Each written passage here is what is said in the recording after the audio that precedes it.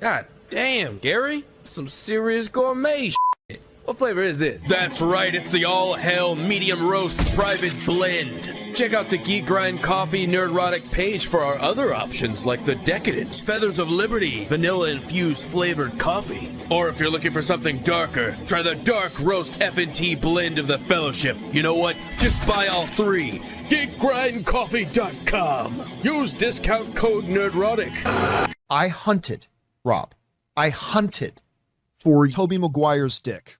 Excuse me while I whip this out. Hold up. Wait a minute. Something ain't right. Wait. I've got an idea. My mind is a raging torrent, flooded with rivulets of thought, cascading into a waterfall of creative alternatives. God darn it, Mr. Lamar. You use your tongue prettier than a $20 whore. Nerdrotic.com.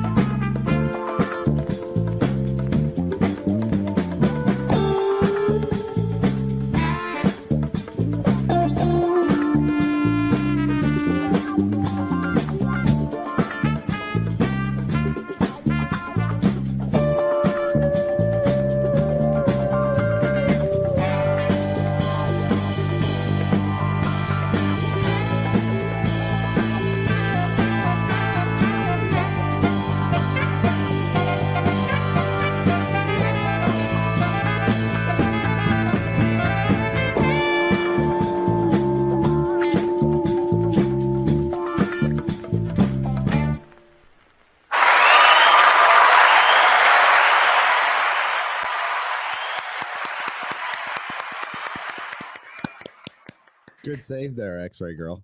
What'd I do? You hit the applause button while I was fumbling with the mic. So. Oh, that's in the video. In the video? Oh, yeah, I made it that way. X-Ray girl. Well done. Thank you. Best producer on the planet, ladies and gentlemen.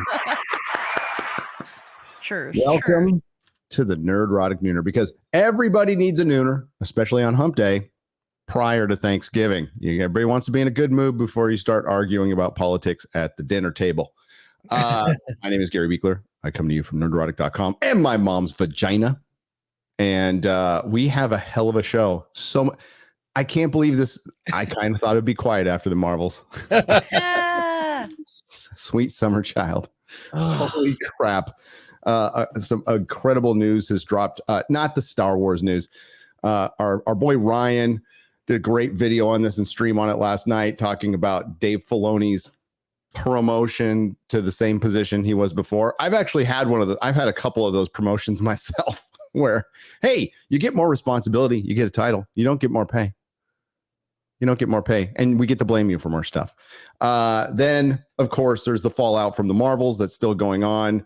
It's unbelievable. I think it did $1 million on Monday. $1 million. Oh, no. As tweeted about this, what was it, like $200? $235 a theater. For theater, yeah. Per theater. But there's a Doctor Who review of the 60th that we have to go over. I could not believe this when I saw it. It was, oh my God. We are winning, ladies and gentlemen. Winning. Yes. Of course, we had to lose quite a bit to get here, but Chris Gore drinking out of Batman's head. How you doing? Doing great, Gary. Just getting ready for the holiday. Very excited. And yeah, that shirt is very appropriate. I don't go party. Love it.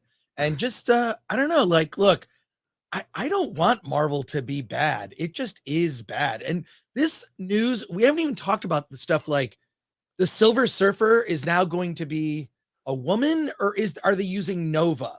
Like, what are they doing? I think the Access Media doesn't know what the hell they're talking about, and I think they're going to use Nova, which would be right in line with the MCU and show that Marvel isn't changing at all. No, that's what I think, or it's complete BS. It's just a pooper scooper. And I actually like Pedro Pascal. He's not Reed Richards. He's not Reed Richards. Just not. I'm sorry. Like, he's not a bad actor. No. Not a bad actor. You know, I think he's very good. Not in that role. I think that's a huge mistake. So I don't know. I just think it's I don't know, lack of interest. And even like Ryan brought up something, I think it might have been on the G&G Daily, talking about like, it's so funny. We just launched right in. We haven't even intro. All right, that's where we're gonna go.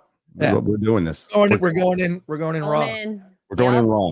But he was saying there's maybe people have grown tired of shared universes where there's an obligation. It's sort of like, have you ever like had people rave about a TV show, and there's 6 seasons in and you're like, I'm not going to watch it. There's 6 seasons in. How can I catch up? Or I've missed it, you know, like I've missed the last couple seasons. I mean, I fell off on The Walking Dead after the first couple seasons and then never went back. And I kind of feel like this is where Marvel is, and DC for that matter. I agree. It's like seasons of a show where you haven't watched everything, so you know you feel like you're gonna miss it, and this is where we are. I was checking on ticket sales for Aquaman 2, by the way. Ooh. It went on sale on Monday. Empty theaters. I'm looking at, and usually the Burbank AM16, which that's is the home field. That is the just sorry to interrupt, but that is the home field for Hollywood. Right. It is the most profitable AMC theater in all of the United States. And like, you have to grab tickets for all the big movies. You got to grab tickets because the prime screenings, you know, IMAX premium format, 7 p.m. show always sell out. Tons of seats for Aquaman. Now, wow. I predict that Aquaman 2 is going to beat the domestic box office for the Marvels, and I'll tell you why. Because it's the only movie over the holiday where everyone can go, fine, we'll just go see Aquaman 2 then. Yep. Because all the other movies are too adult or too for kids. This is right there in the middle. Like, it'll appeal to kids and adults. And actually, to be honest, like Jason Momoa shirtless. Yeah, a lot of women. I don't know about now, but yeah. Like, yeah. I mean, over the Marvels, I'd pick him. Yeah. I think that's what happened with the last Aquaman. It was released during Christmas, you know, $1 billion movie. But I'm late on this clip, but this is how we're doing. Give me the meat and give it to me raw. 5 minutes later.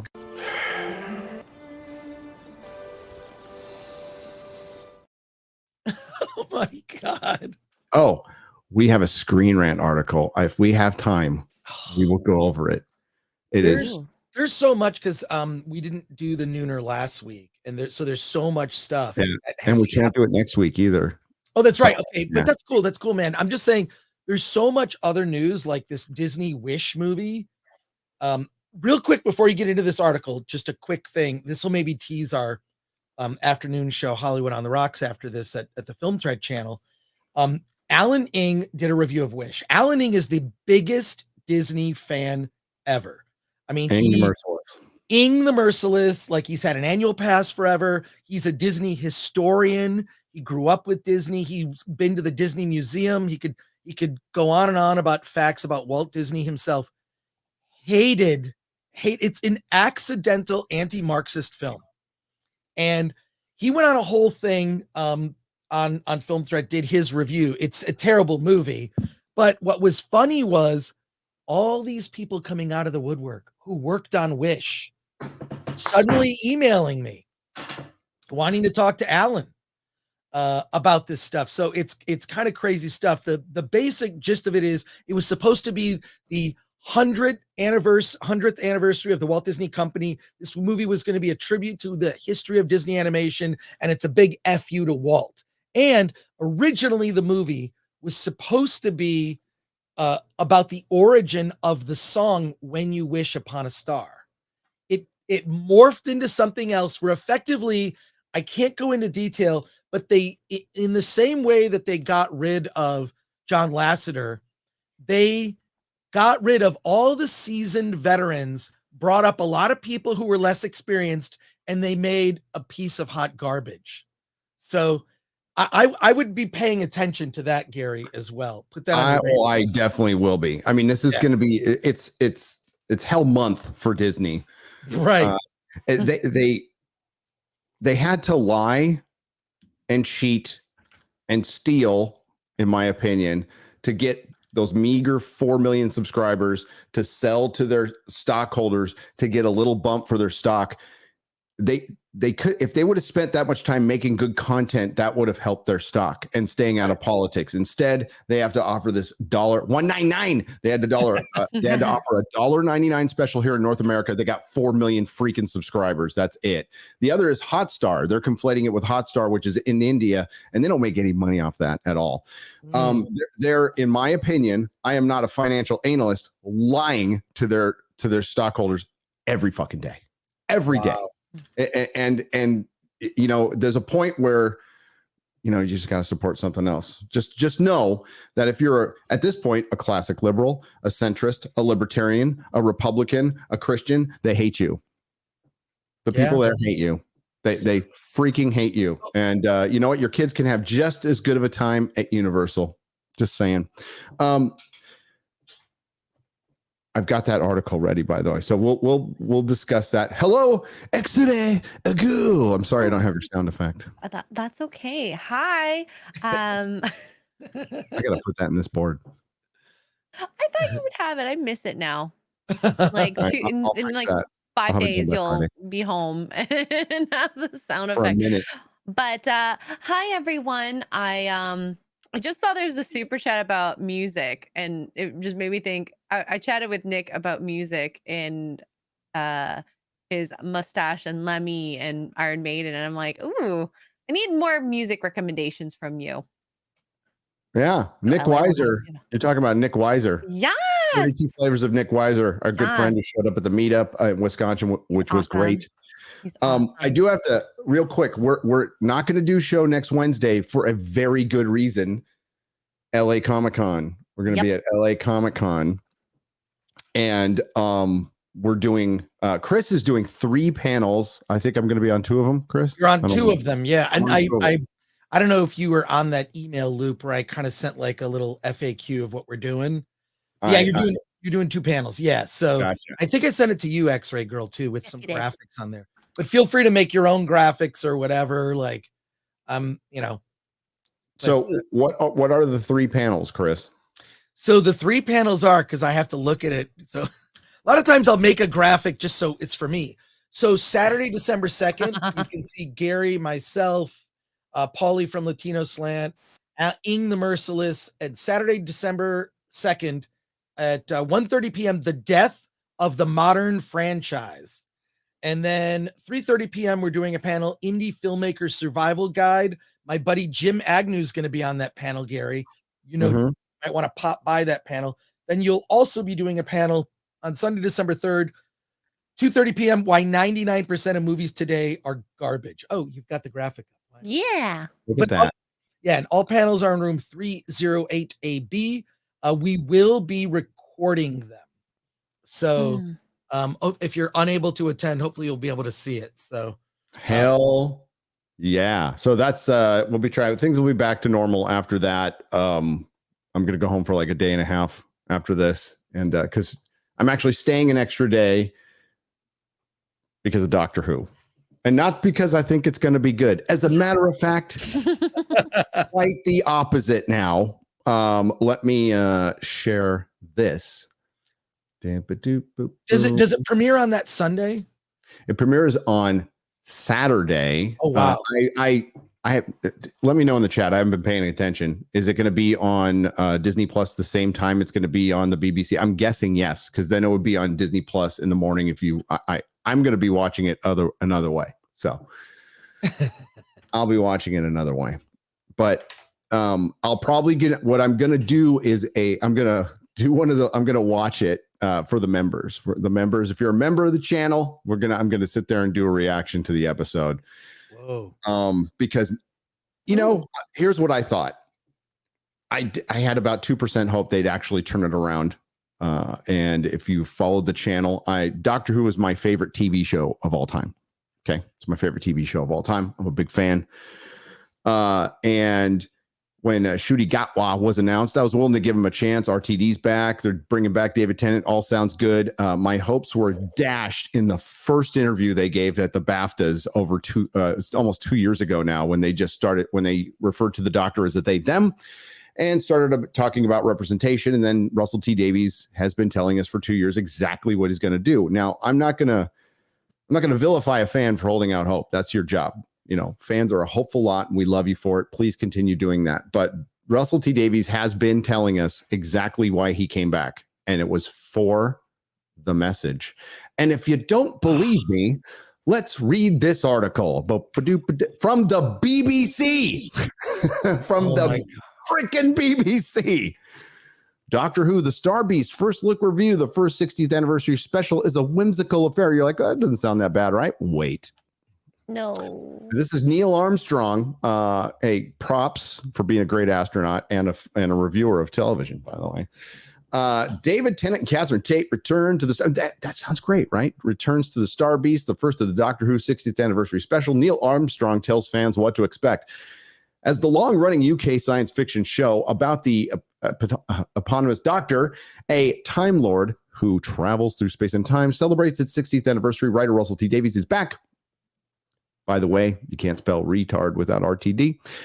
For another stint in charge. It is effectively the third new beginning for the show following the original run from 1969 to 1989 and its revival, which began in 2005 and ended when Jodie's era ended and the show was canceled. They say it was almost canceled. No, the show was canceled. A huge fan of the original series, Davies was largely responsible for the Naughty's return, presided over the Christopher Eccleston and David Tennant eras. His comeback has been greeted with jubilation by those fans who felt that recent seasons had not been amongst the best. Well, the ratings prove that.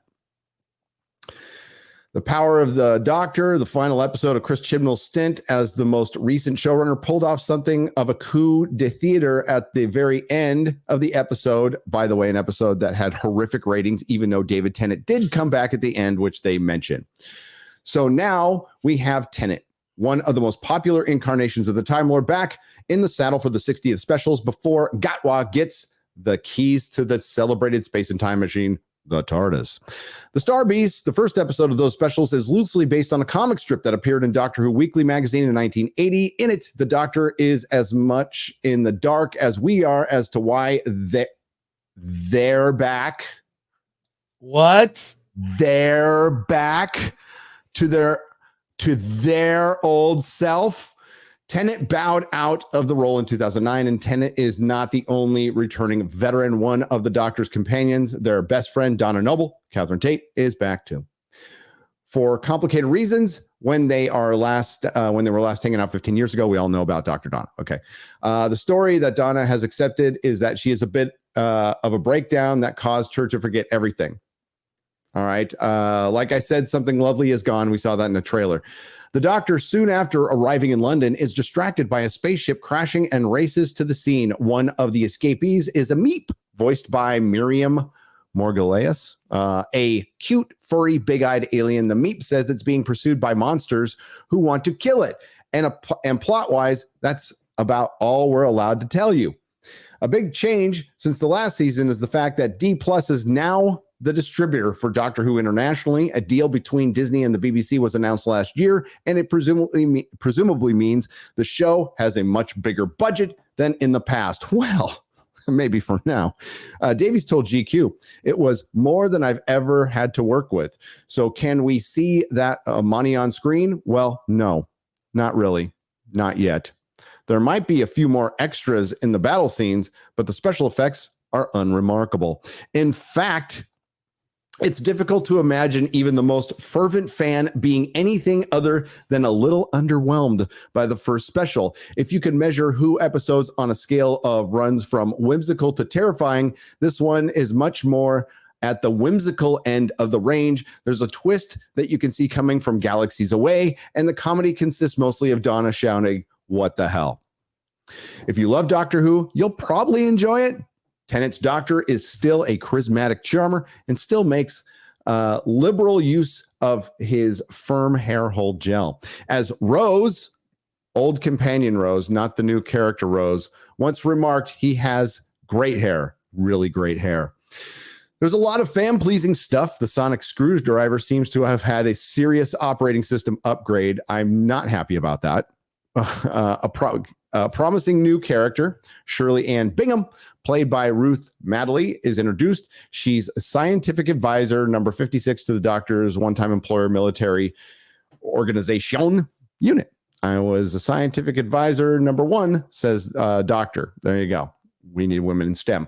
But if you've been indifferent to Who, this won't be the episode to convert you.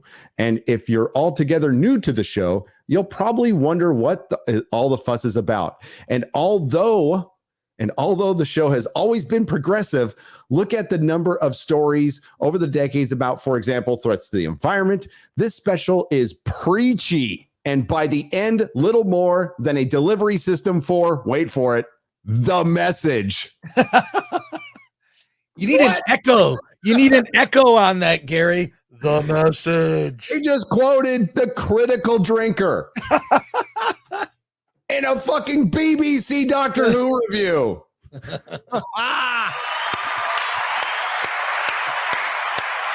Hey, buddy. Oh my God. That hurt.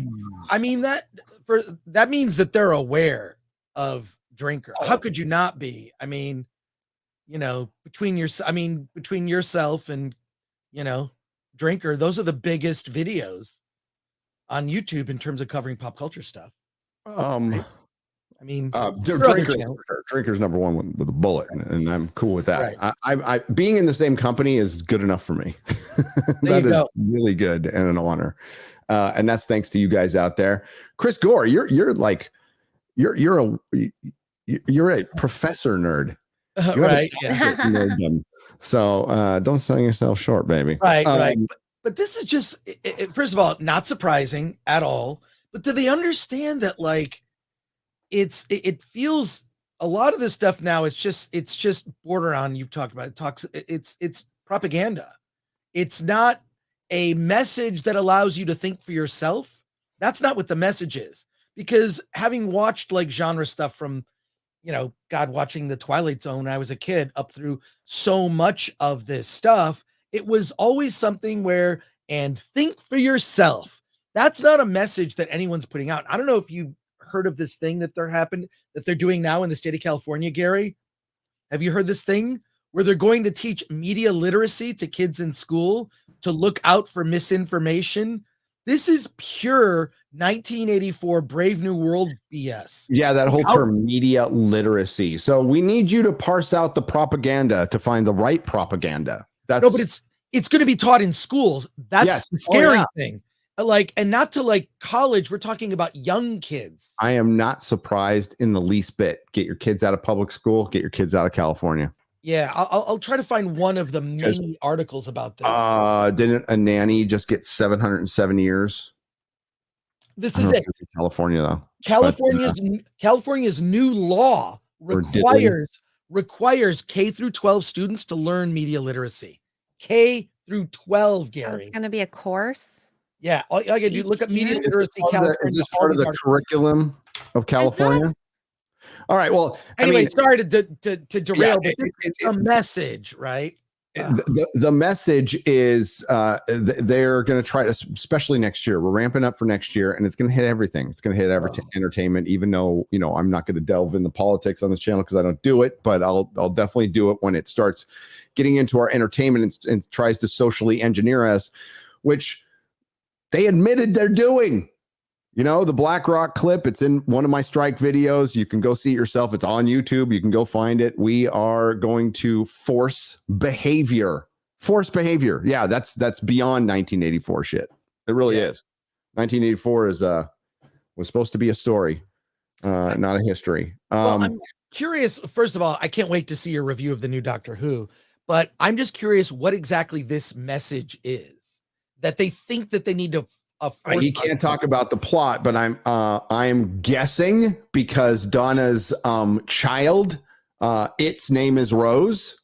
That's the only pronouns that's me being nice. Okay. That's me being nice. I want you to all remember that. Its name is Rose. And I wouldn't be surprised if that's the message. It's the BBC and it's Russell T Davies and it's the UK. So the environment will be in there for sure. Right. We will see. So what does this bode for the future of Doctor Who in the new season? It's dead. It's fucking dead. Yeah. But there's other reasons, which will begin next year following these 3 specials and a Christmas special introducing Gatwa properly. It's difficult to say, but let's hope the imminent appearance of Neil Patrick Harris as a classic villain, the Toymaker, in the 3rd and final special will really kickstart the new era with a bang. Hard to do that when your showrunner is out there disrespecting fans. Like right out the gate. He's disrespecting fans. There's people, the Davros, if you're not familiar, Davros is a iconic Doctor Who villain. He rolls around, he's half Dalek. So he rolls around and he's half Dalek, but they see it as a wheelchair now. So he removed him. Basically, his classic look is gone because Russell T Davies said times have changed and we don't want to, associate villains with people who are in wheelchairs. Oh my God, so dumb. So then you better change Darth Vader. Right. For people with prosthetics. Is Mark offended by Darth Vader, X-Ray Girl? Absolutely no. So, no one's offended. And people are like people in wheelchairs. Some are like all for it, but they also like the Jodie era. Let's point that out. And then there's others going, wait a minute, I've been in a wheelchair all my life. I've never seen myself as Davros. and that, what does that say about Russell T Davies? I that never crossed my mind. Just like, like coding orcs as black people, like how can that cross your mind? You better check yourself on that one. That's all I got to say. Check yourself. They literally took a job away from someone who could have played a man in a wheelchair. Yeah. That's it's not about representation and inclusion. It's about their egos. It's about making the elite look good so they can go circle jerk each other at their cocktail parties and talk about how great they are and then give each other awards. That's what it's always been about. They don't care about your cause. They don't care about any of this. And once your cause is no longer useful, you will be forgotten. You will be forgotten. We got cancel culture running around right now, again, rearing its ugly head because some adult pretenders decided to pop their idiotic mouths off about the conflict in Israel, which I'm not going to do, and I don't recommend any actor do. And an actress got fired from Screen 7, and everybody's like, "Oh my God, cancel culture!" It's been brought up. Where the fuck were you for Gina Carano? Mm-hmm. And what did I say? I said this, and I know other people said this too. When Gina Carano was getting canceled, and people were cheering on them all, one day it's going to come for you, motherfucker. One day it's going to come for you, and here it is. Here's that day. So I'm not for it. I don't think she should have gotten fired. I don't think anybody should get fired over their political opinions. That's my stance. It'll always be my stance. But if karma's a bitch, watch out. Okay. Watch out. That's crazy though. So congrats to the critical drinker, but congrats to you in the chat. Congrats to the fellowship. Congrats to everybody who subscribes and supports the drinker and Az and Chris. There's Truly, Geeks and Gamers, and a bunch of other great channels out there. And it's your support that's gotten us here. And when they want to quiet us down, they want to quiet you down. Just if one of us gets shut down, which I doubt, it's entertainment, but you never know. There'll be somebody else to pop up. And that's why I said, if you want a good hobby, pick up a microphone, get up on YouTube. It's not perfect, but if you're going to be in the entertainment field, you'll be okay. As long as you tell the truth. Mhm. And that's what the drinker in character, he's still telling the truth. That's how he feels. Okay. So authenticity is the currency of the future, to quote our friend Robert Meyer Burnett. And that it looks like it's winning the day right now. Yellow Flash too. Is Yellow Flash in the chat? Hail Yellow Flash. Hail Yellow Flash. Hail Yellow Flash. Subscribe to Yellow Flash. Hell yeah. Thanks for have my back on a couple of videos. I appreciate that, buddy. Miles Morales is Miles Morales. Oh, and Steve Rogers is Captain America too. I'd be getting a little shit for that too. Just because I said the Captain America sequel is not going to have Captain America in it. Like, don't you read comic books? And I'm like, those are my favorite reply guys. and I hold back. I like they can have their say. I'm not going to point out. I love what Yellow Flash does. He's like, show me your long boxes. Yeah. Show me your long boxes, comic reader. Yeah, I know. I know that Sam Wilson Captain America is a comic book that started in 2015. It was canceled in 2017, and its grand total of issues sold to every comic store didn't even reach $1 million. And you're skipping over hundreds of comic books about Steve Rogers that sold millions of comic books over decades to get to the one that was canceled within 2 years. And some of those books were late, by the way. Some of those books were late. But I could show you that I have a comic collection that is spread over 2 states in 2 storage facilities and a house. I could certainly talk about that, but I didn't read one. It's all good. It's all good. That's crazy though, right, Chris? That a BBC review quoting the drinker. Well, it's also a BBC review that it's on the BBC website. Which it's kind of shocking that it's a mid to negative review. Yeah. Of which that to me is surprising unto itself. Also, you mentioned Truly. Is that a channel? Because for me, that's more it's a drink. I know I saw X-Ray Girl perk up when. Yeah, I don't know. We're on the same wavelength. Yeah. I was going to look it up see if it's on Rotten Tomatoes yet. But look, this isn't surprising. Wasn't there a photo that leaked of them shooting new Doctor Who with the new guy? I mean, I checked out. I checked out after Matt Smith. I'm sorry, but like I'm Doctor Who is your thing, and I grew up watching it, like the old school. Remember when they were indoors, it was shot on video, and then they go outdoors and it was shot on like 16 millimeter film. Like way back when. We're talking about like when I would watch PBS and they would have like episodes of Monty Python and then Doctor Who and whatnot. So I've like checked in and out. And to me, David Tennant is great. He is, and I like the Christopher Eccleston that first season. I thought, oh, this is something fresh. This is something new. This is different. It just felt different than old school Doctor Who, and it felt like there you go. And check out, by the way, Baggage Claim has a great channel. If you haven't subbed, you're crazy. Sub to her channel. She's wonderful. Oh my god, yeah. Baggage Claim is awesome. She did a video recently. I don't know. I just watch all her videos. So do I. Marvel's one awesome. is good. Yeah, that Marvel's one is so good. Everyone's Marvel's one is so good. Yeah, I know, but look, you cannot deny. Forget what we're saying. The numbers don't lie. You're the best bet. The numbers don't lie, and they spell disaster for you. Well, it's under $100 million domestic is crazy. And the other thing is that someone was pointing out, there was an article today talking about this movie, Wish. Watch that movie. And I'm not saying watch the movie like as a recommendation. I'm saying watch what happens with this film from a business standpoint. Disney was almost guaranteed. Disney would always release a Thanksgiving weekend movie that would always make $150 million opening weekend. Yep. During things, go back, look historically. This will barely crack 50. And people who've seen it, I don't know anyone who likes the film. Even the critic scores for Wish are bad.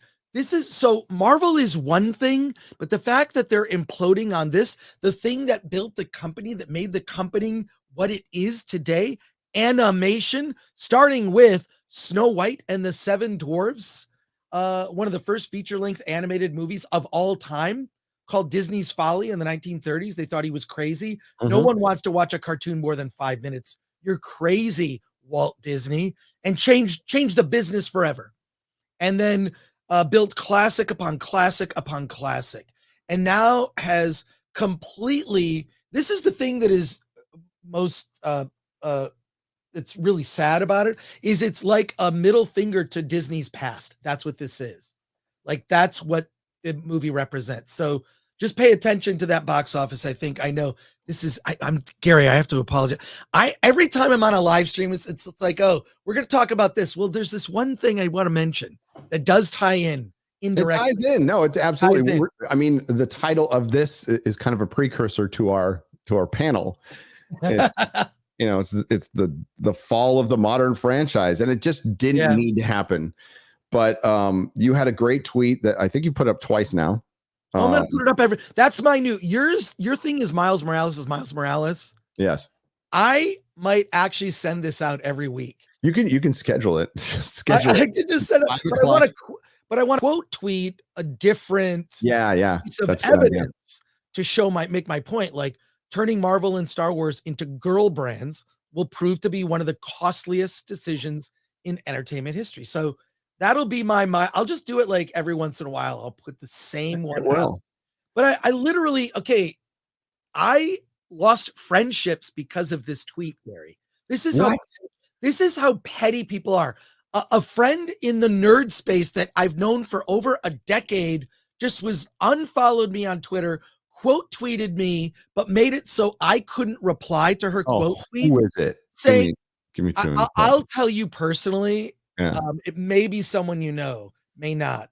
But and then someone I'm just shocked that this is what happened. Never your friend, Chris. They were was never my friend to begin with. Ever your friend. Was never my friend to begin with. If they're so like, and then I followed that tweet up with like, what did I say? I said, what did I said? I don't know who needs to hear this, but you can be friends with people who do not agree with 100% of your opinions. And all I was doing with this tweet was pointing out the business reality that we have seen these. Look, Barbie, smart.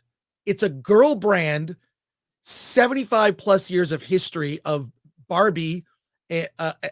And they made a movie for women and girls. Undeniably the best marketing job since Black Panther, maybe even surpassing Black Panther. Like, it was an event. You're right. It was an event like Black Panther. It was big, and it was like, damn, that's smart. Why don't they make a Star Wars movie for men?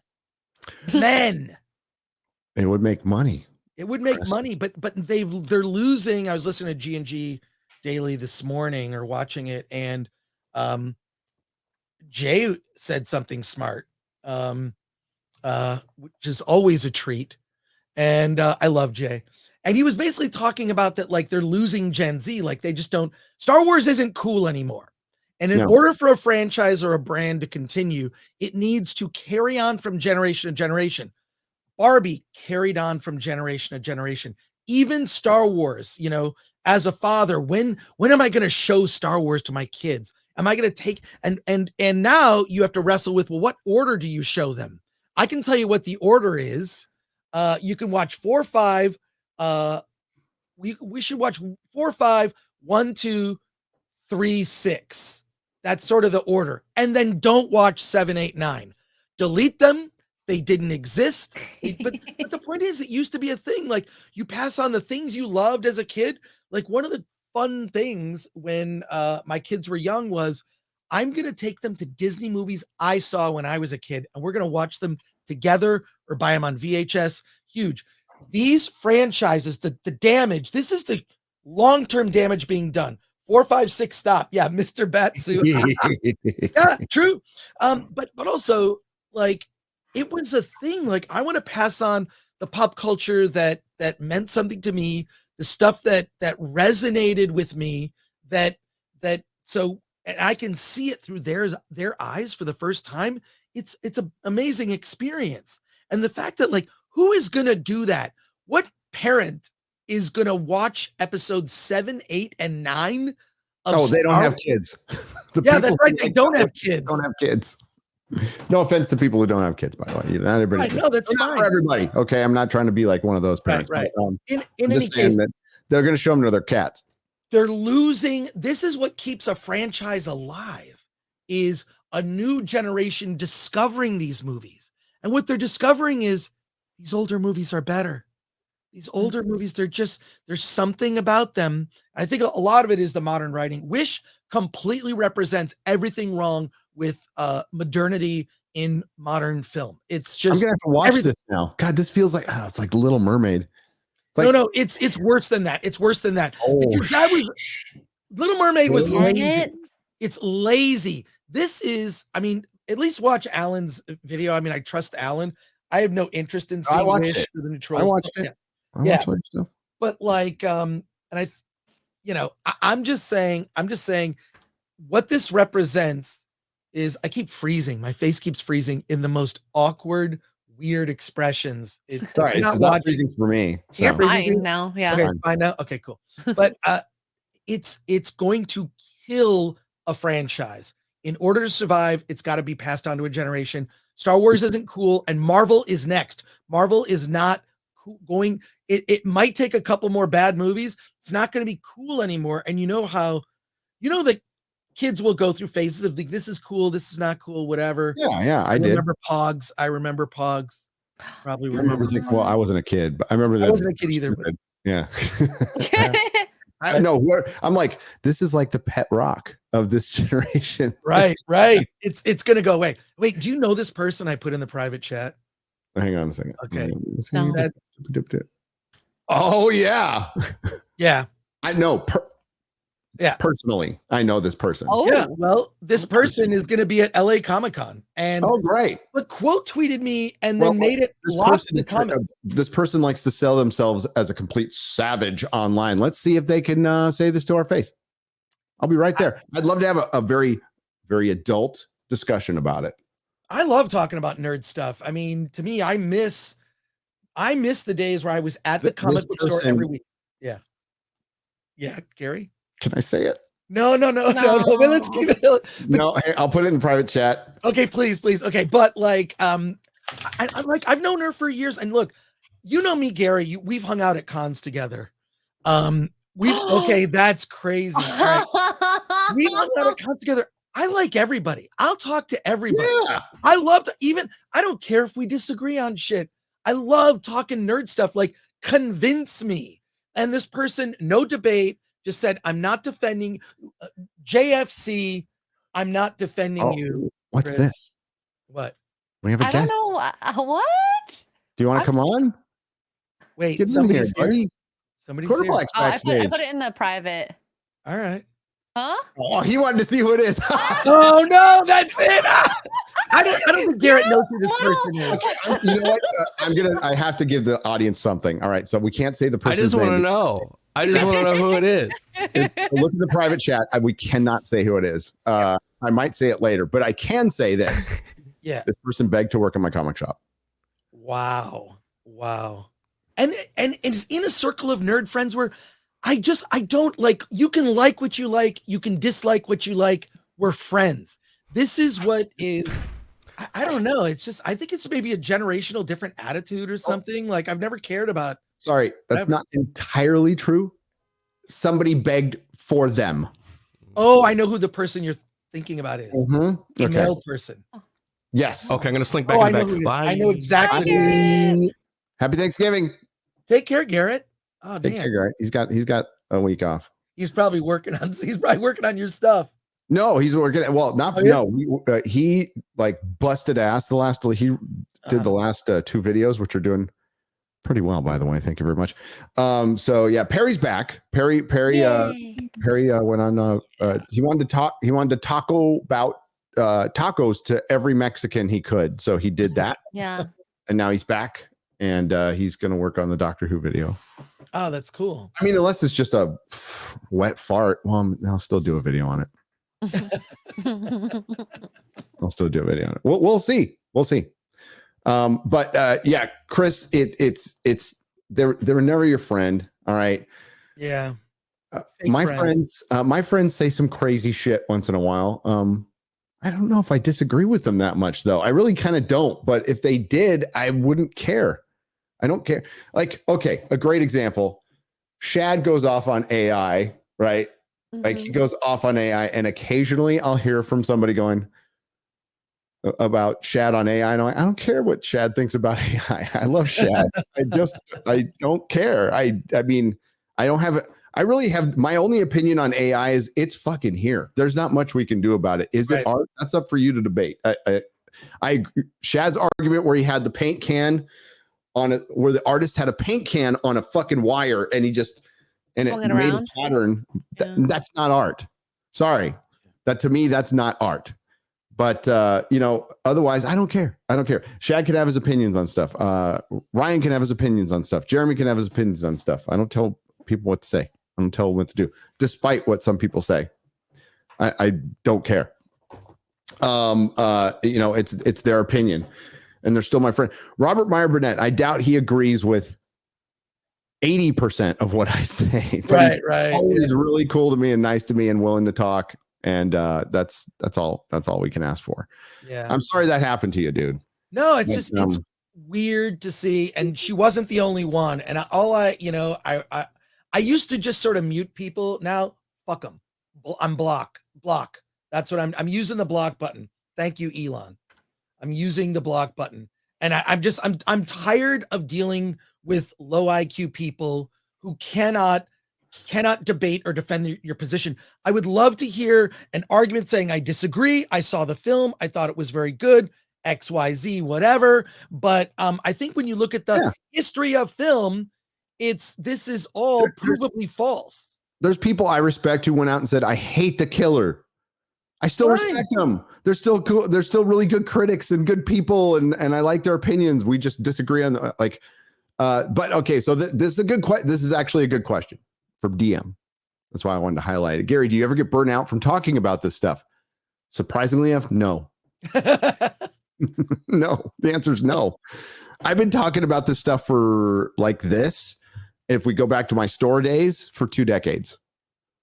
Dude, there was a Laserdisc store I used to go to in Pasadena in the 90s where I would just argue with the clerk. We ended up becoming like really good friends. Well, yeah, if we want to go back to my warehouse days, almost 30 years. 30 years talking to people like this. Like it was one-on-one or on a stream or whatever. Yeah, dude. And you've been doing it way longer than me. Well, in the 80s, I used to go to a comic book store called Dave's Comics in Royal Oak, Michigan. If there's anybody from Michigan knows Dave's Comics, it was Dave Huxley. Shout out to him. Anybody that knew him, he was an old biker, used to be in a biker gang, but also was a comic nerd. And we're just like, I'm going to start a comic store. And he was a badass. He would just tell us great stories. We'd go in the store and be there for like 3-4 hours, just talking shit, talking about comics. I remember the big debate was like Michael Keaton being cast as Batman. That's lame. Michael Keaton. And then I went and saw that movie Clean and Sober. This is like back in the days before the internet, right? You just talk to people face to face. Clean and Sober is a good movie, by the way. Clean and Sober, very good movie, really good movie. And I was like, rehabs. oh, he could be really good as this. And then the thing that convinced everybody, do you remember it was an issue of either Time Magazine or Newsweek that had the first official photo of Keaton as Batman? And everyone was like, oh, wow, okay, that's pretty cool. And that was it. Nobody was debating about it anymore. Like that was it. And there was also, comedians have a long history of going dramatic at some point because they quite frankly are when you go on stage and you do stand up, you are doing your one-man show every night. Yeah. Stand-up comedy is the hardest thing to do. Comedy is the hardest thing to do. So it gives you the most range. Plus you get the most rejection. You bomb right in front of people. You have terrible nights and yeah, most comedians are completely neurotic, but that kind of makes them good actors. There's a neurosis that goes with good acting. That's why it's like, hey, go ahead and act. Just don't tell us your opinion on anything. Okay. Yeah. Just don't. Yeah. Okay. So Dave Baloney has gotten another promotion. He can't tell people what to do. we discussed it in length already on the Real BBC. And Ryan, again, after the stream on RK Outpost Live, Ryan did a really good live stream last night. I don't know if you caught it, Chris. But here's the bottom line. It was PR. That's all it was. Disney needs a win in any way. It has been so negative for Marvel and Disney Star Wars. And after Ahsoka, there was the rage, and then and by the way, the rage is from an ever shrinking fandom. What they have mostly experienced, and this is why they did this, and this is why they are genuinely crapping their pants right now, is apathy has set in. Nobody gives a fuck. This Dave Filoni thing will be a fart in the wind. Nobody cares, but they need some kind of positive energy because they know what they have coming up. Skeleton Crew, which might be, like the best it could be, is inoffensively, there. It's just a thing that exists. It's from the director of Spider-Man: No Way Home. But then there's the Acolyte, dude, which is going to be the Marvels of Disney Star Wars. It is going to be the most cringe, agenda-filled garbage you could possibly think of, from former personal Harvey Weinstein assistant Judas Cow, and I mean that in the most cow sense of the word, Leslie Headland. So they know they're in trouble. They know they're in massive trouble. So they're going to run out with that Vanity Fair article, Chris, was a press release. It was a copy and pasted press release. And we spent an hour going over it, and I could not believe the stuff they were saying, and they're trying to link things to George that are just absolutely ridiculous. And Dave Filoni, like, Star Wars has no male energy, none, zero. If Dave Filoni is like your representation of a man, then you're screwed. And yes, it's a boys brand that girls liked, that women liked. Yeah, a lot of women, but it was a boys brand. That's it. And the women who liked it didn't have a problem with it, and still don't have a problem with it, right? We can like different bands. You know what? There's some boys who like Barbie.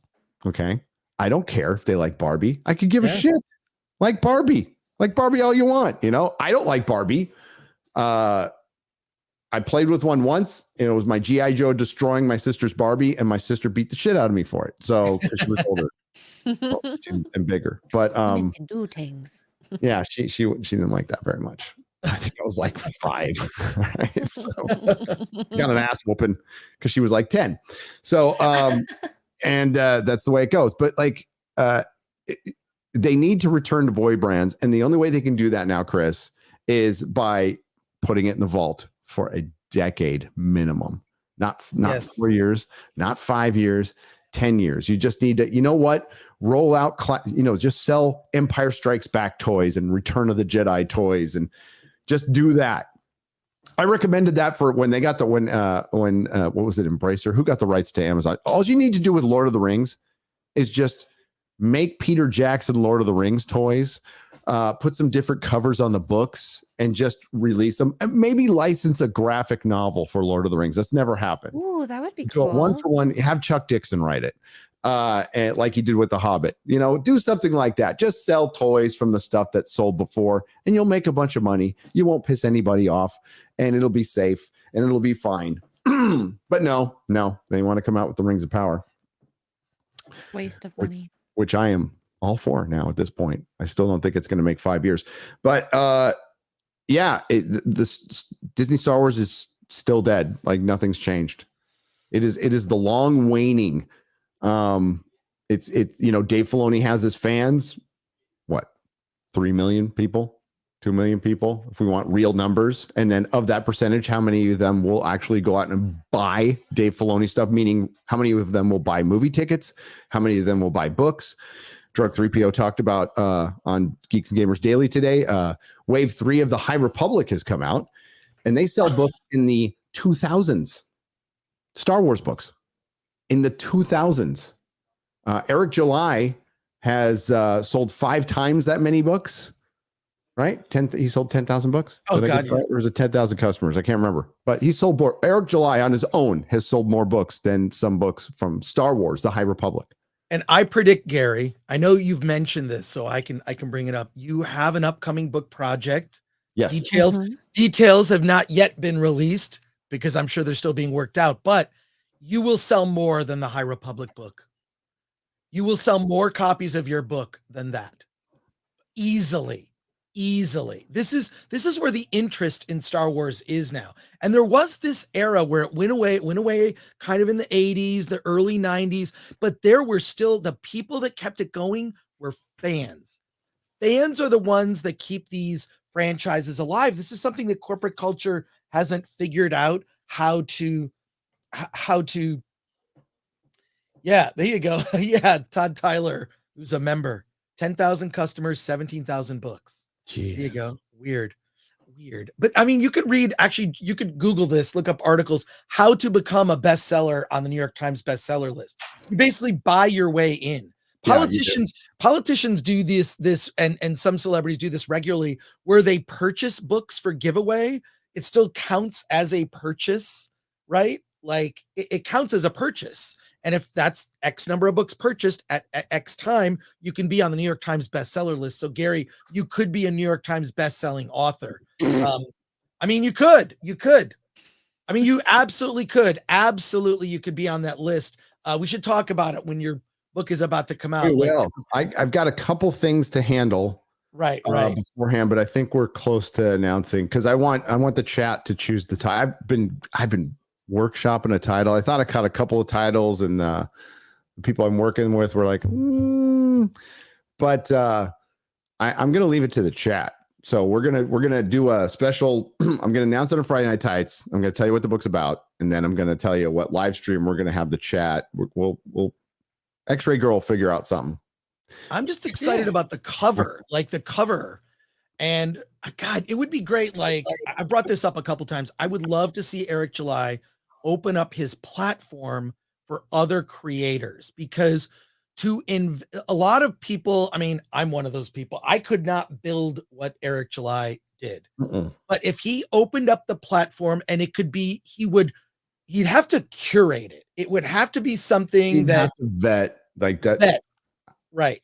I think like in a few, I mean, it's up to him. He may be ready to do it in 6 months, but he'd have to vet the story, the person, right.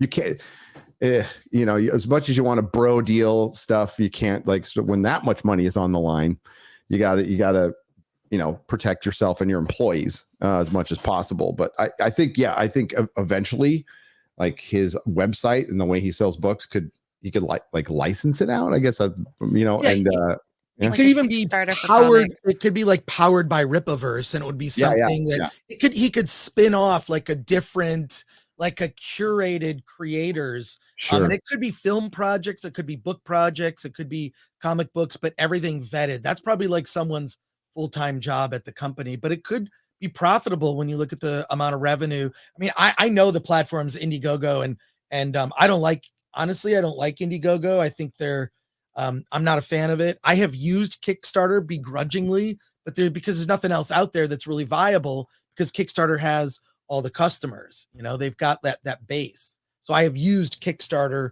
successfully twice, unsuccessfully more than twice.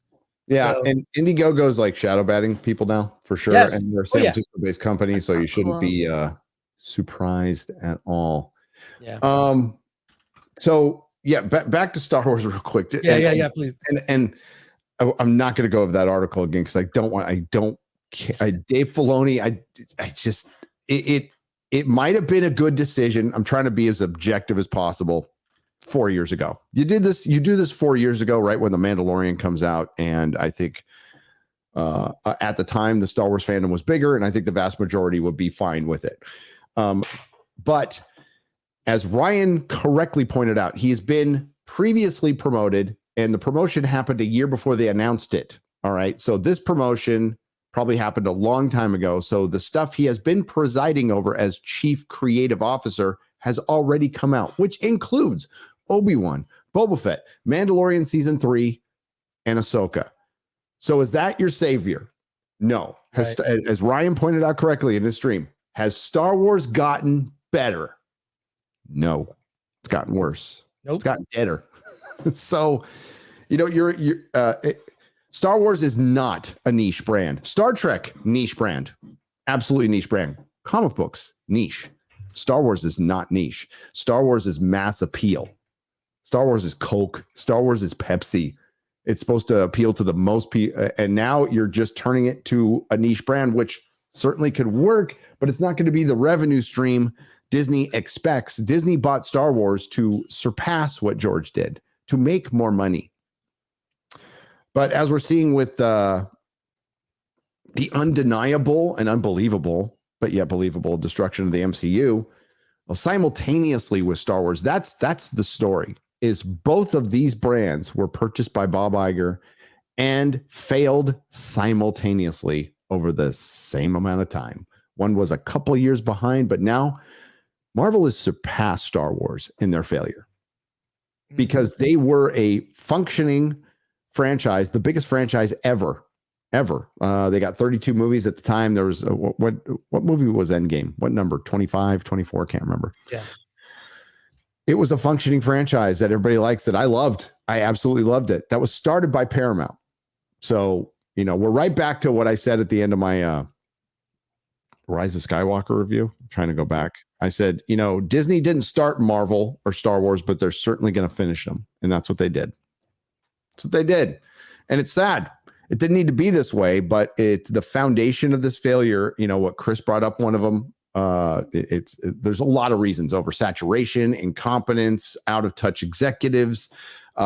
We can get into corporatism, Chris. Corporatism is but the main, the foundation of sand, that is their failure, is their adherence to the message. Their adherence to the message, which was the motivation to turn these boy brands into girl brands. What was the motivation? The message, not good storytelling. You could have told all kinds of, even within Star Wars, Star Wars is science fiction fantasy, but you can do kind of Western stuff. You can do samurai stuff. You can do all kinds of fun. No, they just did girl stuff. So same with comic books. Comic books are a medium that have multiple genres. You can have horror. You can have noir. You can have action adventure. You could do science fiction. You can do it all. You can even, if you want, you can do a small little drama if you want. If it's all working, that stuff will work, but it's not working because the stories suck, because they didn't hire people of talent. They cast people instead of hiring them, which is ultimately a disservice to the people they cast. And it is the bigotry of low expectations. So we are seeing the result of this. So this is why everybody's celebrating. They're celebrating the pushing of the bigotry of low expectations failing, intersectional feminism failing, CRT in fucking film failing, separating and dividing fandoms failing. All of this is a victory for the fans, but we had to lose a lot, and as a bunch of us said, we're nerds. We're always going to be nerds. So when this stuff is in ashes, we'll still be here. And we'll just have to like the old shit now. And Doctor Who had a chance to turn things around, and they blew it before they even aired the fucking special. It's pretty incredible. Not holding out high hopes, because for Doctor Who's case, the ratings in the UK don't matter. I mean, they'll be better with Tenet. They'll absolutely be better. Remember, there's a Tenet episode out there that was watched by 18 million people live overnight in a country of 66 million people. That's crazy. The population watched Doctor Who. That's fucking insane. And they've shit on that. But they need this to be a worldwide phenomenon. And I'm sorry, Ncuti Gatwa is not going to be the worldwide phenomenon. They want this to be an MCU. They're already announcing the Whoniverse, and that should be your kiss of death right there.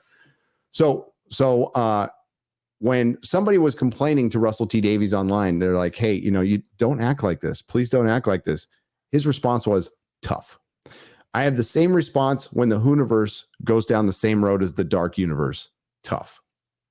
You had your chance. You fucked it up. It's all on you. You can't spell retard without RTD. Gary, not like you need any advice on videos, but a video that I would like to see is, when did this contentious relationship between corporations, creators, and fans, when did it go south? When, and also, how is this a mistake? you want to talk, there should be some sort of media training.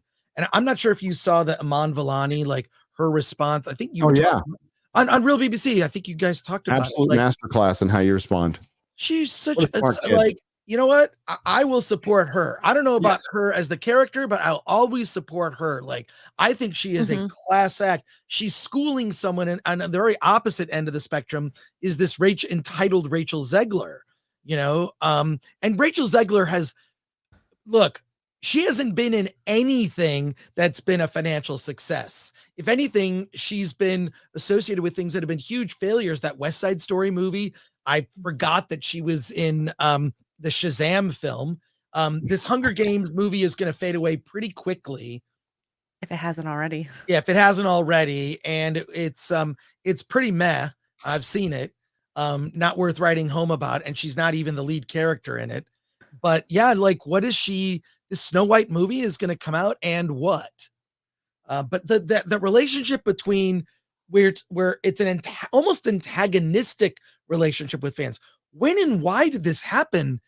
And how is this allowed to continue? I'll say this, like, how is this allowed to continue? If you're the head of Disney, shut the F up, make cartoons for kids, make family entertainment for families. And let's get back to saying ladies and gentlemen when we're at the parks. It's just so obvious to me. Sorry, Chris. I'll look into it, but my initial feeling is prior to Gamergate. Remember when it's like 2015 when this PC stuff started kicking up, and we had students yelling at professors at Yale. That professor got fired, and we started to see that's when it started, because what happened was these kids and these activists found power in, I'm just going to accuse them of being racist, and everybody's going to be so taken aback. Oh, I'm not racist. They'll be willing to do anything to prove that they're not racist, and even though they're not. Right. We saw the cowardly corporations follow suit. It's risk aversion. Okay, it is risk averse. They would rather piss off a conservative than be called racist. So yeah, it goes back to 2012. I mean, it's a really good question. It probably goes, well, you know what? Actually, it goes back to the Clinton administration. The PC shit started then. But the corporatism also started largely with both Bushes and the Clinton deregulating a lot of stuff.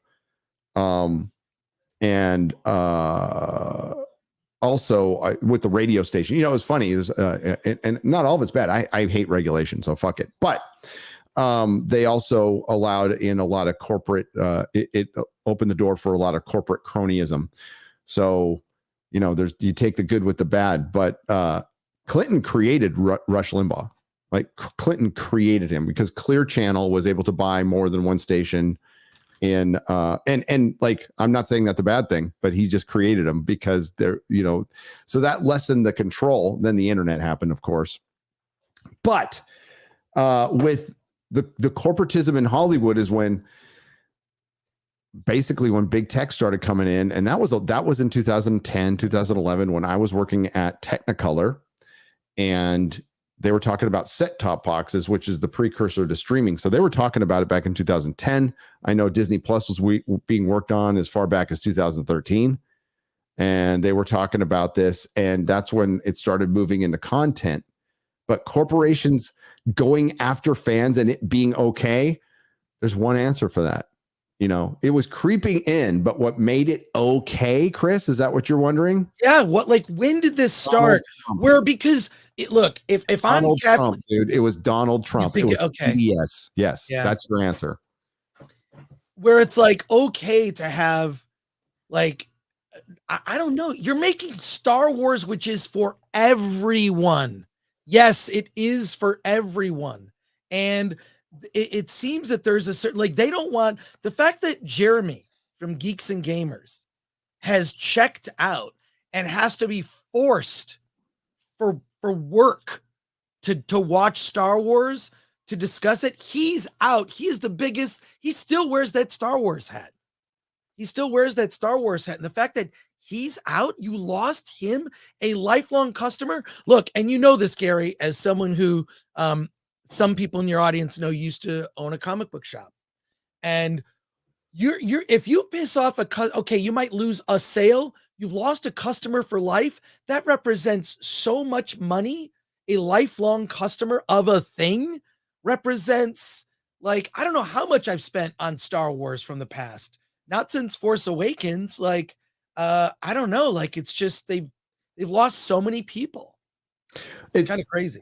It is, and it was part of the fortification. It was companies literally. For one, these companies are all in competition with each other. They should be at each other's throats. And if they're failing with Star Wars, let's try to do something different with Star Trek. But instead, Star Trek is doing the same thing that Star Wars is doing. That's doing the same thing that Doctor Who's doing. That's doing the same thing that Marvel Comics is doing. That's doing the same thing as DC Comics is doing. That's doing the same thing as the MCU is doing.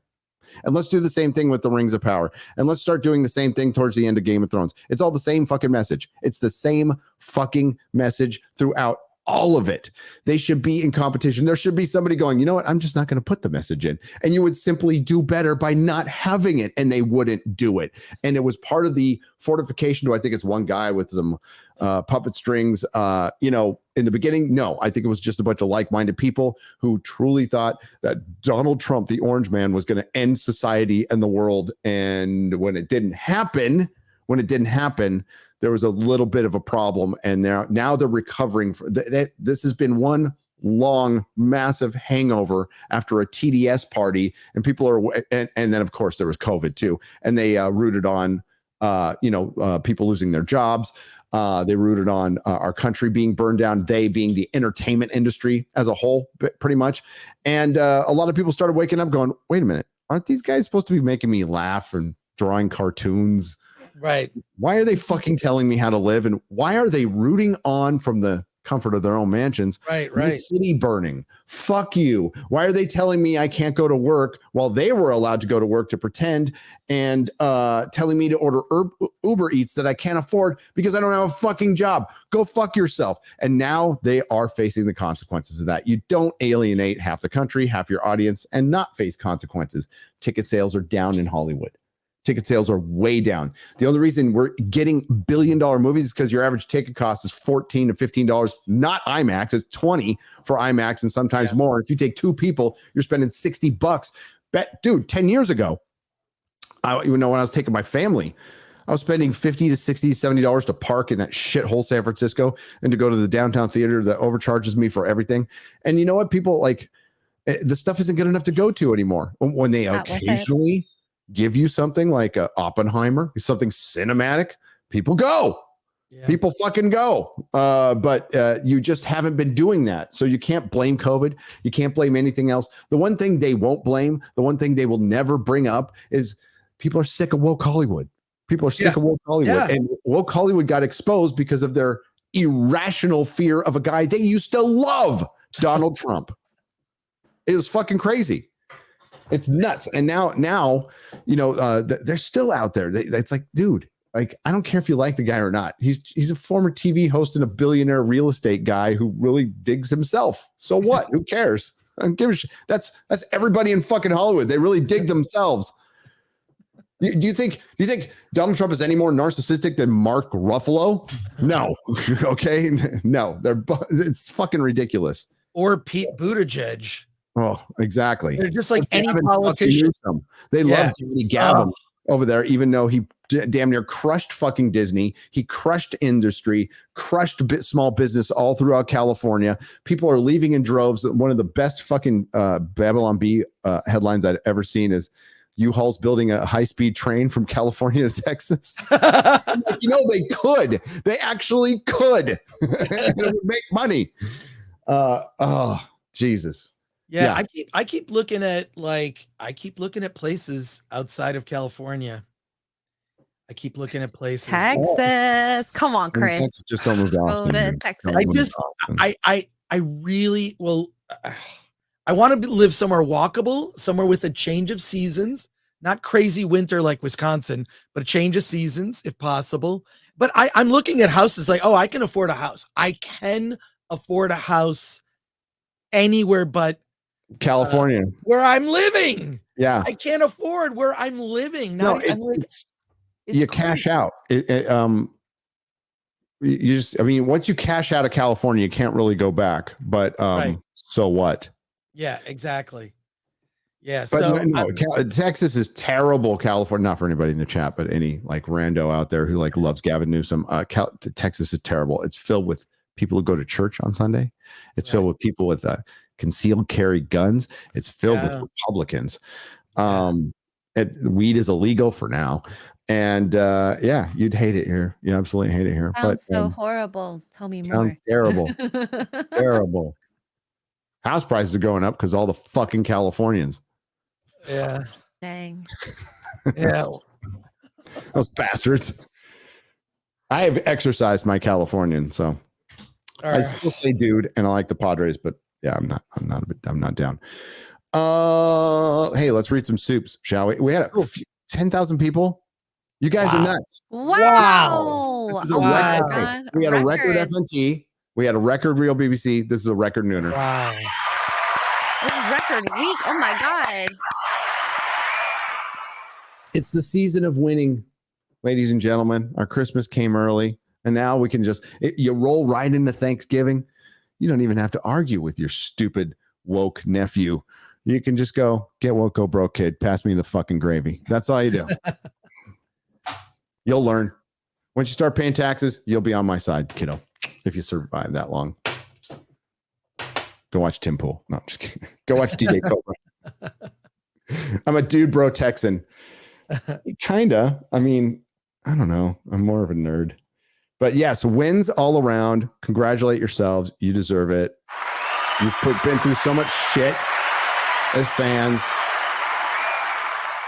Even the lolcows are saying the chuds were right. Yep. It's probably I don't think it's too early to talk about what is the fallout going to be from the Marvels, like the failure of the Marvels. This movie does not make 100 million domestic US box office. That is beyond failure.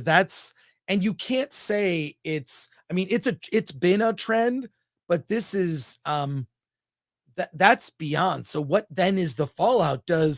I've heard rumors, and then like from channels that I don't think are very credible, saying like Brie Larson's out. She's just like, why am I continuing this? It's humiliating. And the fact that they cut that scene, who knows if it was a reaction to the Panderverse episode, the scene with Tessa Thompson. I completely believe that scene was in there. I totally believe that scene was in there. And I could believe that the Panderverse, I think they just cut it out because I talked to somebody at Comic-Con last year. I told you this, Chris, right after it happened. I'm like, they know it's bad.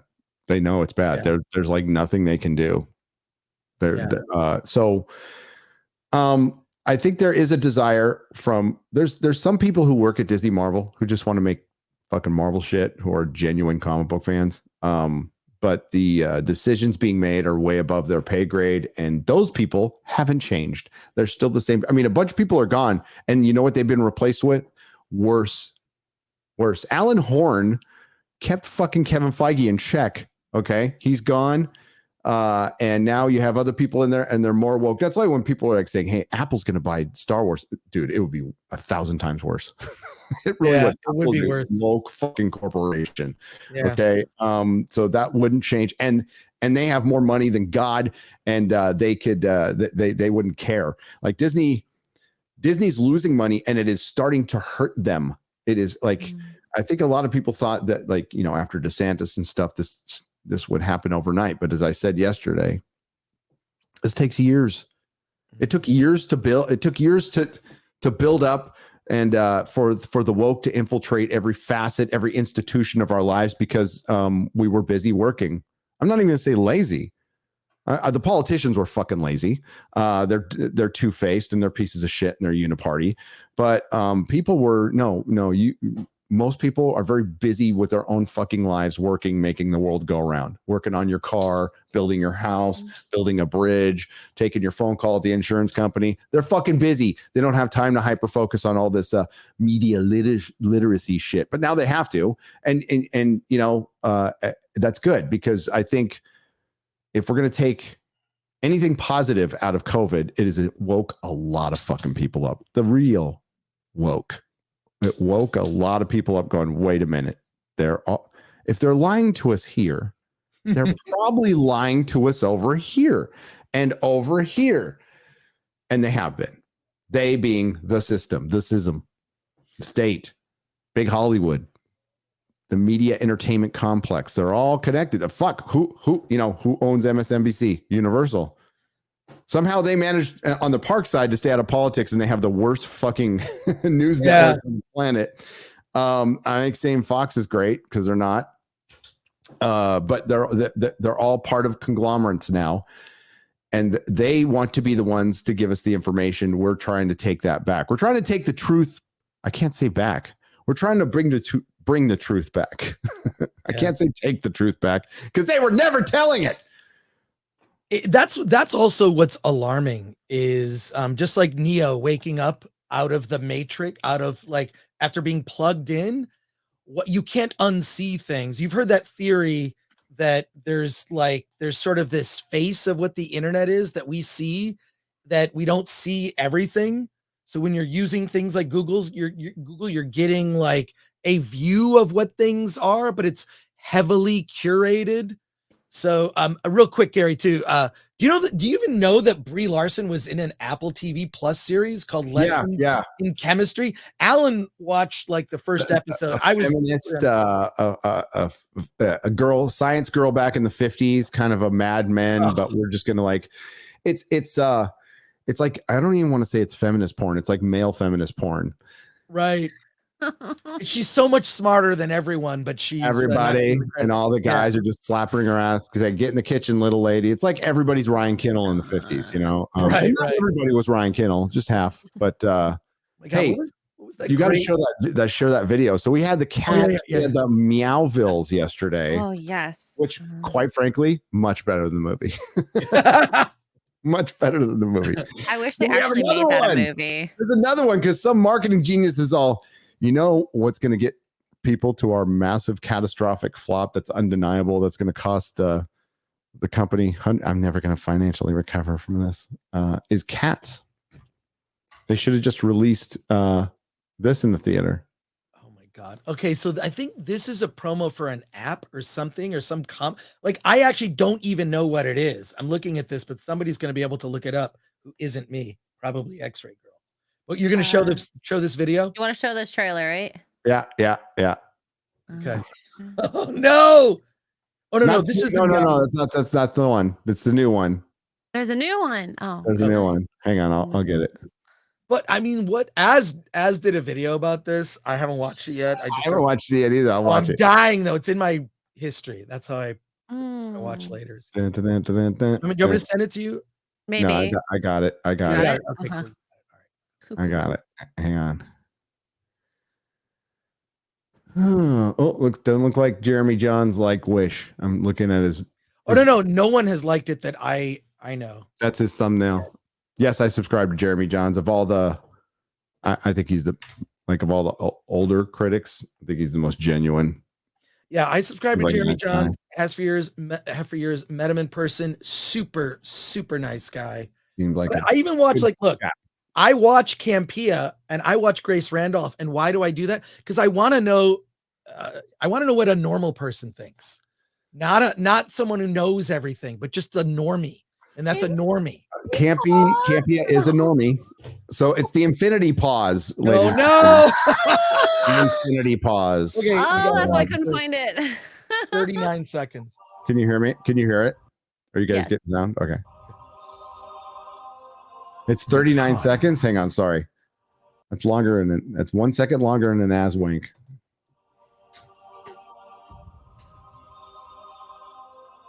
The time is upon us. Prepare thyselves for battle most fierce and awesome. This spring, the biggest heroes of the Marvel Universe assemble for the crossover of the century. Marvel Comics presents Infinity Pause. Oh, okay. It's a comic thing. It's a comic. Infinity Comics. Isn't what he said? The comic. It's the crossover of the century. Is it 2024. digital only or Marvel Unlimited? It's probably digital. Marvel Unlimited is digital, which by the way is just dying right now. Comixology ended, and Kindle is shit for reading comic books. It's absolute shit. So, comics are saved, everybody. This is Get what excited. This is what this is where we are right now. Look at Jeremy The right there. He's like, I'm not so sure about this movie. See, that's a good thumbnail. When you had Stuckman, he's always like, it looks like he's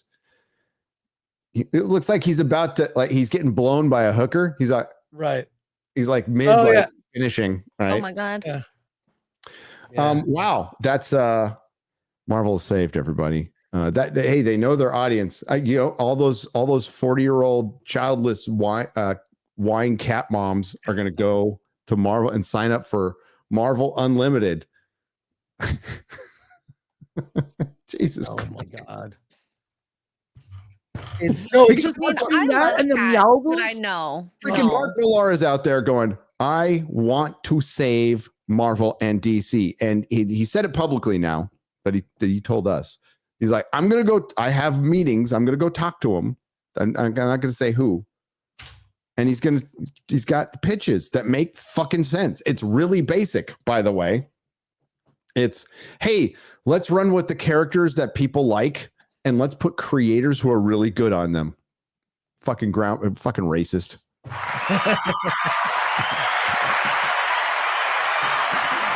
And he doesn't need to do it. He's doing just fine. Of the mainstream comic book industry, he's what's left. And his stuff is genuinely good. The big game stuff is fucking awesome. Go buy it. Yeah, it's so fucking good. Then you have Eric, who's not in the mainstream comic book industry, kicking everybody's ass because people like him. People like the books. People are invested in the characters. There you go. And yes, I have actually read ISO number 1 and 2. And I can't say all my comics because I have variants, and I didn't read the variants because I already read them in another comic book. But I've read most of my comic books, the vast majority of my comic books. I am so old, I can say to some of these little punks on Twitter, I go, listen, kid, I've forgotten more comics than you have ever read. And that would be true. That's true. But man, some comics that I read when I was a kid are just burned in my memory because I remember how I felt when I read them. Holy shit. How huge, like some of those, and you'll never get that experience back, like of reading. When Spider-Man beat the fucking Juggernaut, dude, I was like, oh yes. I was like, fuck. Yeah, when Elektra got fucking shanked by with her own sigh by Bullseye, I was like, what the fuck? Because I was used to covers lying to me. Covers used to lie to you back in the 70s. They're like, Spider-Man is a dead. He's a goner. And that scene never happened but the comic. Right. But the covers were still great. They were dynamic. No, this one, this was it. And I was like, oh, she died. Sorry, spoilers. And then Daredevil goes after Bull. Oh, fucks him up. So good. Frank Miller Daredevil run. Oh, that run. Oh, both of them. He did 2. He did one where he drew the majority of it with Klaus Janson. And then he did another one with David Mazzucchelli, who is just a fucking goat artist. So good. He did Batman Year 1 too. Born Again. Good stuff.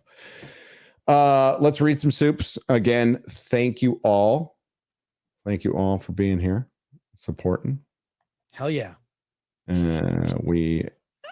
What's so funny? I was just reading this this one that just came in, so I can highlight it if you Read want. What is it? So, Blackguard 4 for $20 says the MC Uterus has delivered its latest stillborn product with the Marvels. I can't wait to see its third weekend results. I shouldn't laugh, but that was just me. Oh, good. Yeah, I didn't even think about that. It's right. It's going to be like number 7 at the box office in its third weekend. Could it get to number 10? $1 million on Monday in its third week of release. It's bad. You know what? Dune is probably fucking kicking themselves. Dune 2 would have done great. And by the way, Dune 2, Dune Part 2 has been moved up to March 1st. 2 weeks. Nerd Cookies. Yeah. We said Dune 2, so I just want to just shout out to Nerd Cookies, huge Dune fan. Yeah. I hope, because she was devastated when it got delayed. So 2 weeks sooner, Nerd Cookies, you'll be okay. You'll be okay. I can't wait to see it. I cannot wait. You know what I'm going to see opening? Oh, I think we'll be there. Hang on. Let me check my dates. Oh, Godzilla -1. Oh, When's that? No. Silent Night, dude. Oh, Silent Night. Oh, Oh. actually, Gary, I might have a screener of that one. Oh, I want to go see it at theater. My kid. Well, same here. But I have, because of the kind of year, because we're in award season, I get a lot of movies as screeners, and I just got it. Oh, hell yeah. I can't wait to see it. So when is Godzilla -1 coming out? Godzilla -1 is actually going to be opening when you get here. I've talked to a couple people who've seen it. It's supposed to be incredible. It is it's like what a Godzilla movie does really well is when you actually care about the human characters. So there's that story. And it's also, someone described it as Godzilla is actually scary. This isn't nice Godzilla. He's a force of nature that is murdering thousands and thousands of people. Like a real monster. Like a real monster. Like you are scared in the sense of like Jaws, right? Like also it's the sound apparently is amazing. Oh, it opens on the 1st, the same weekend as Silent Night. So we got 2 good movies coming out the same weekend. We could see those movies. Well, we could see it maybe Thursday we could go. Double feature? How about Thursday? Yeah, we could go to the AMC Burbank. I'll be there by Thursday. Yeah. We'll go. We'll go. Yay. This Thursday is going to be one of the best days. I can see it already. Yes. Well, we'll talk offline and figure out a plan. Yeah, there are people who have asked, is there, because you're in town and because X-Ray Girl is in town, that doesn't happen very often. People have asked me, is there going to be a meetup? So I think probably really late to plan, but there could be one that we could I'm just suggesting, maybe this is an offline conversation, suggesting maybe we put on the social media, hey, we're going to a certain place at a certain time. It's unofficial. We're going to hang out there. Come say hi. That's all we could do. Yeah. I have our social media. I can't, there's no way I could get a place in LA. You can't plan it with this little time. But I would say go to the con, because like I'll be doing the panels, but I'll also be walking around the con shopping. So Gary shopping is like he's zoned in so hard. Yeah. Oh my God, I've seen you shopping before. It's intense. It's you are the Indiana Jones. Very seriously. Yeah, you're like Indiana Jones trying to get the idol. I'm going to the toy store after the stream, the one that's near me, because it's for amazing. Black Friday. Yeah. It's amazing. It's really amazing. Hi, Dad. So I guess if you follow in there, what's up, Ing? Ing the Merciless. For 5. Kara's gonna be. Is she coming too? Yes. Yeah, Kara's going. Kara and I are sleeping together in bed. Whoa. What is this? Wait. I got some music for that. I really do. I had a nice weekend with Lady G, and in LA it's gonna be Kara.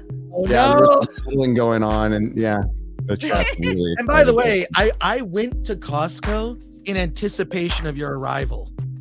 Oh, the Kirkland brand White Claws are amazing.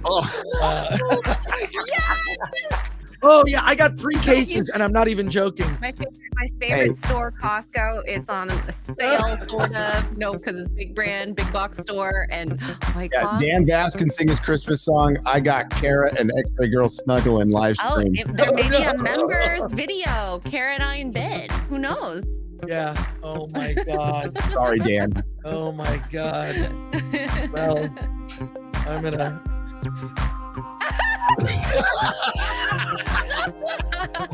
I just had to throw that up as a palate cleanser. Oh my God. Yeah. Danica's going to be at the Comic-Con too, right? Yes. Danica is in Japan now working on her Akira movie. and That's she will be fucking awesome. she'll literally be, I think she arrives back on that Thursday. She's gonna be a little wonky, but she'll be there Saturday. Okay, is Quarter Black coming with us, X-Ray Girl? I know I'm doing this publicly, but I thought he was coming. Oh, all right. Well, so he can if he wants, but Mrs. Nerdrotic will be there. Yeah, Polly Latino Slant will be there. Dante will be there. Anna the Ing Star Merciless will be there. Ing the Merciless. Ing the Merciless. Who knows who else? Yeah, there might be some other surprise people that are gonna pop on. What's up, Snow Dub? What's up, brother? That Star Wars girl, I think, will be there. Oh, Anna's gonna be. That's right. Anna's Anna's gonna be gonna there. She'll be on one of the panels or two. Anna's gonna be there. Yeah.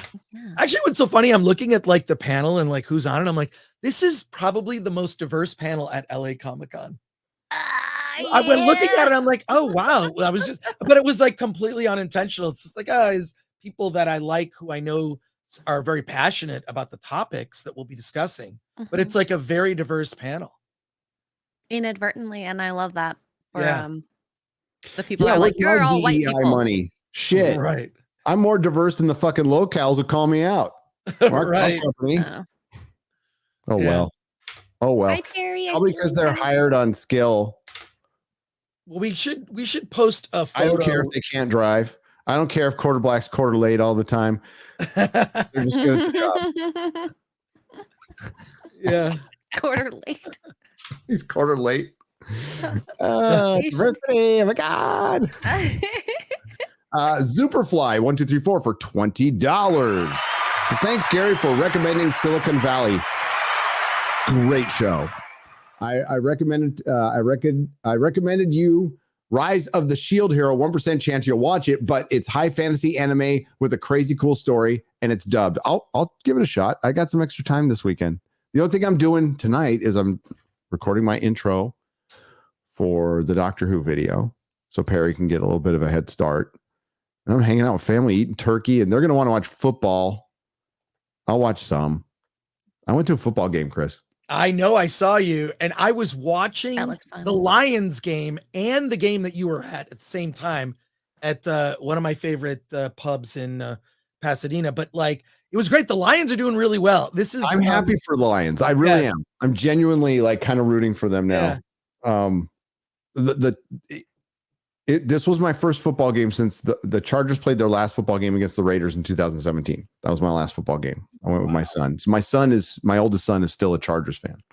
So I went with him and my brother-in-law. They're all cheeseheads here. And took my youngest son too. So it was just the boys. We had a good time. We had brats. Lambeau is a fucking great stadium. It is such an epic stadium.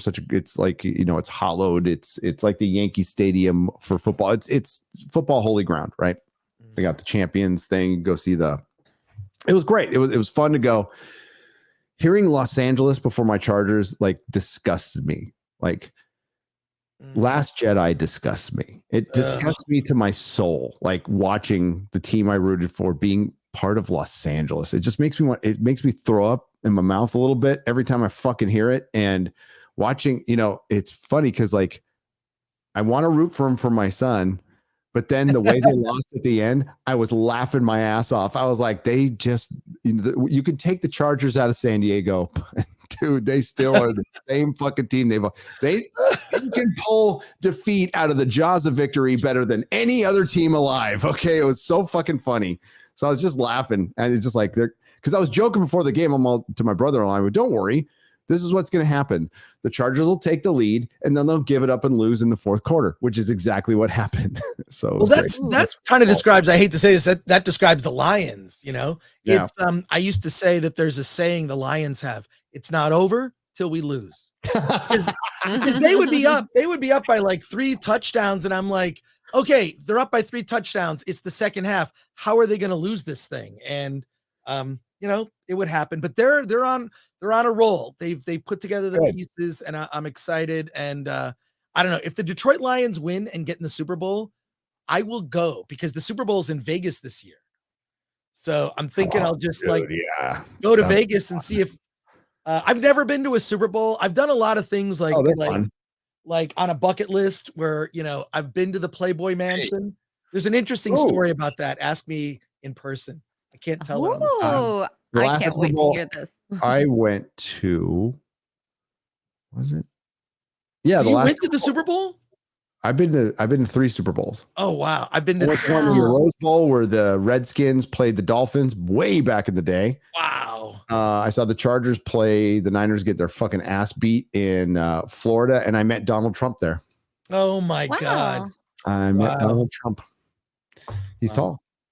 WG is gifted 5 Nerdrotic memberships. Cheers for $25. Thank you very much.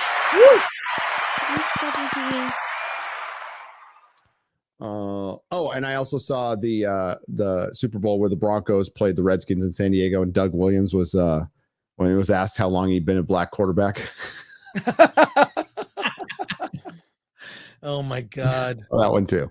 Bass player 2011 Iffy for $49.99. Wow. Talking of Doctor Who, Gary, unless I missed it, you as and Mahler still haven't revealed your top 5 episodes. No, we haven't. And we'll probably do it next week. I think what you need to do is just do start a completely different show. I think, yeah, we probably have just, that's all you do is make lists. A real BBC special. Right. We'll work on it. Or like a Doctor Who 9-part special. The 9-part special of Doctor Who. Take this forth with So Flame War can begin. The aside, happy turkey week. May your food comas be glorious. They will be, brother. I love Thanksgiving. Oh, we didn't get to it. Okay, I want you guys a little homework after the show. And I'll cover it. We'll cover it on FNT. A little homework.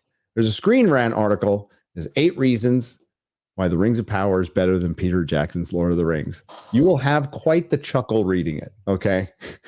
How could anyone with a straight face even say that? It's screen retard now. That's what they are. Right. They're screen retard or screen cunt, whatever one you want to use.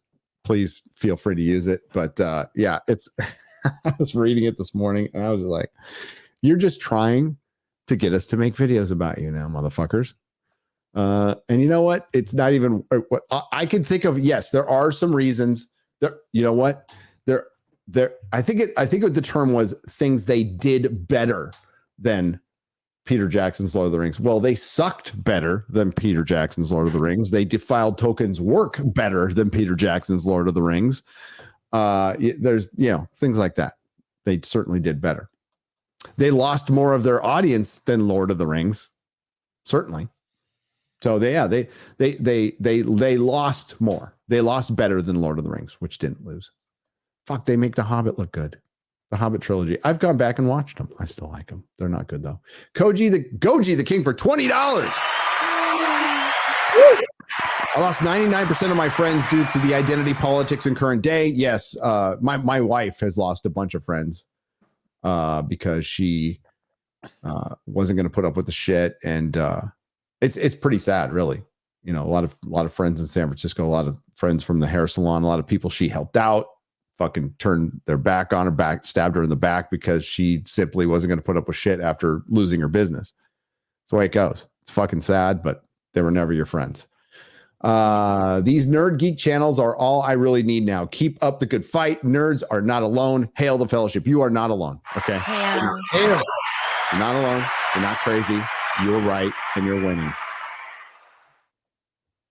That's most of the content creators I know came to YouTube. I started watching more YouTube because it was just like something I watch UFO videos and whatever and instructional stuff. But I started coming to it more when I started realizing that the entertainment news outlets I was reading, I'm like, they're full of shit now. Like they used to not be like this. They used to be somewhat objective. Bleeding Cool used to be somewhat objective. CBR used to be somewhat objective. And the change was noticeable. It was fast, and it was right around 2015, 2016. It's really fucking weird how that happened. What you were bringing up earlier. Star Trekker 58 for $20 Australian. Thank you. Yeah. Why old movies are better. The people were better. Real life experience. Yes. Why old movies were better. The people were better. Real life experience like the Depression or World War I or World War II toughen you up. Yes, that is true. That is true. As opposed, I am one generation away from my dad, who grew up was born in the Depression, was dirt fucking poor, had nothing, no power, and lived in South Dakota. Coal-fired fucking stove was what kept him warm at night. You know, that's my dad. We're not that far away. Like people would have no concept of that now, as opposed to today's movie makers who were misgendered or bullied at school. Whoop-de-doo. Fuck them. Yeah. God. A Doctor Who episode is going to be something else. Retro Meister for $50 says, "Hail crew, I wanted to ask your guys your take on Scott Pilgrim Takes Off. Despite the bait and switch episodes 1 and deceptive marketing, does the new writer justify having an alternative timeline or does not hurt the fan base like the He-Man revelation?" If Brian, is it Brian Lee O'Malley? Something like that. Brian Lee O'Malley. If he signs off on it, then he's the creator and that's his prerogative.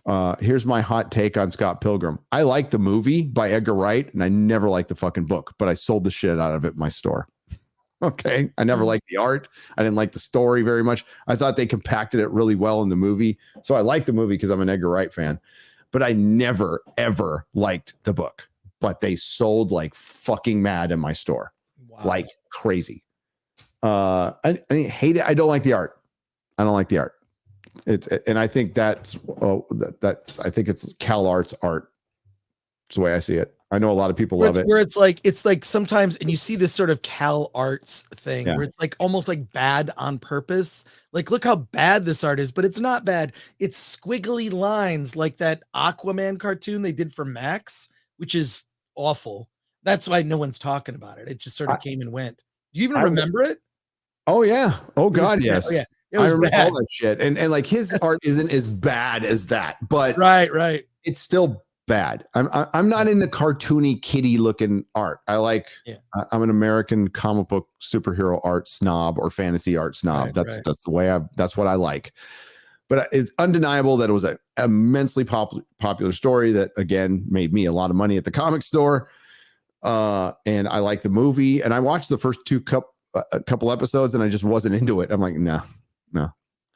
But if the creator signs off on it and he says, you know, I want people to have different interpretations of my work, it's his prerogative. It's up to you as fans whether you like it or not. It's still a bait and switch. It's still a bait and switch. That's what it is. But you know, maybe it's a little more honest because it said takes off. So maybe if it was you know, Star Wars Episode 8, Luke Skywalker takes off. Last of Us 2, Joel takes off. You know, Hawkeye takes off. That would have been a little more honest. Maybe, I don't know. It's up to you. It's a bait and switch. I think it's different with He-Man because it wasn't the He-Man creator involved. It was Kevin fucking Smith, and he lied to the audience because it was a straight up bait and switch, and it wasn't about He-Man at all. But more importantly, he lied, and he got caught, and then he tried to dunk on Clownfish. So fuck him. Yeah, I stand with Clownfish. I stand with Clownfish TV. Great channel. I watch all their videos. Fun people. Same. Good people. Neon's a good dude. Same. Neon's a good dude. Josh Torado for $20 says, "Hey guys, thanks for all you do and the success of the Rippaverse. This is to inspire me to also pursue the same dream. Keep fighting the good fight. We are taking back our culture." Being inspired, that's rad. Like, I think that would probably be one of the most, one of the most rewarding things is people liking your stuff and then making money off it. But I think inspiring people, pretty fucking rewarding. And I think that's one of the takeaways that Eric, he's probably dumbfounded by it. It's like, I'm actually inspiring. Like, how crazy is all of this? And how great is this country that a kid like Eric, because when he started on YouTube, he was a kid, could find all this success, a self-made man, Renaissance man, can do multiple creative things. And he didn't have anybody fucking helping him.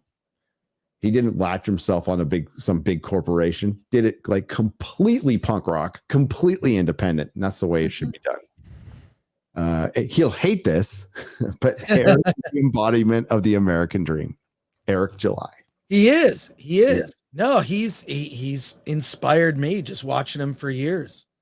Yep. Love it. David, how do I say this last name? I don't want to screw it up. I've never seen this before, but rate the Geek. Ratatouille. For 30 pens. Sorry. For 30 Martian pesos says, hey guys, my personal superhero comic book recommendation is Common America. I know Common America. It's not only a breath of fresh air from the current industry, but it's also one hell of a story. Go check it out. All right. We're going to get the rest on a square up, which I'm doing tomorrow night on Nerdrotic Live. So special Thanksgiving broadcast, little Q&A. We got a lot of catching up to do, a lot of great questions here that people paid for that I'm going to answer. I'm going to answer all of them after my turkey. So no time for food coma for me. And, also, not everybody gets to hang out with their family on Thanksgiving. I've had lonely Thanksgivings. I've had Thanksgivings on the street. I've had Thanksgivings in prison. And I know not everybody's got their family around or doesn't have a family. So join me on a live stream tomorrow night. And we'll just chill out and I'll answer questions. Yeah. Cool. Chit chat. Do you know the way to prevent a food coma with turkey? What's that? So there's a compound in turkey that's called a protein, tryptophan. Yes. And it gets activated by carbohydrates. So the less carbs you have, the less sleepy you'll be. Mm-hmm. I could listen to X-Ray Girl talk about her favorite proteins all day.